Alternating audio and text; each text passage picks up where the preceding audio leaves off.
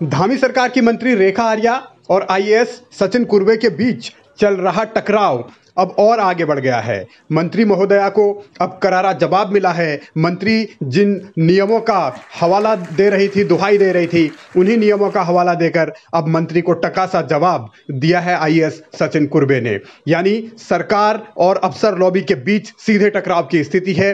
सचिन कुर्वे ने जवाब क्या दिया है और मंत्री अब क्या कहेंगी, ये अगला पहलू है। लेकिन उससे पहले जरा समझिए कि रेखा आर्या ने किस तरह एक आईएएस अफसर पर गंभीर आरोप लगाए। पूरी तरीके से कहीं ना कहीं संदेह की स्थिति पैदा होती है, कहीं ना कहीं घोटाले की स्थिति पैदा होती है, कहीं ना कहीं एक भ्रष्टाचार की स्थिति पैदा होती है। और अपने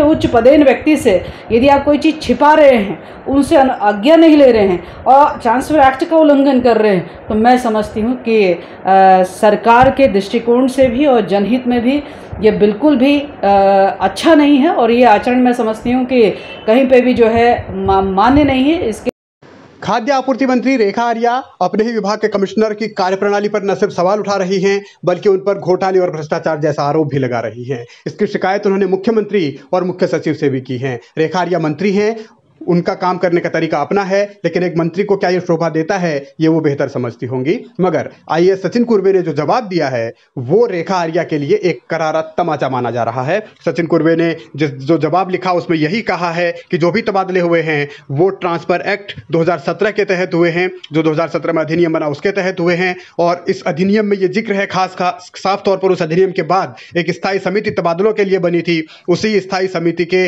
जो तमाम सुझाव हैं उसके बाद तबादले किए गए हैं। और फूड कमिश्नर ने यह भी लिखा है कि जो चीज़ें मंत्री कह रही हैं और जो अधिनियम है यानी जो ट्रांसफर एक्ट है उसमें ये साफ साफ कहा गया है कि इस तरीके के तबादलों के लिए इस विभाग के सचिव या फिर मंत्री के अनुमोदन की ज़रूरत है ही नहीं।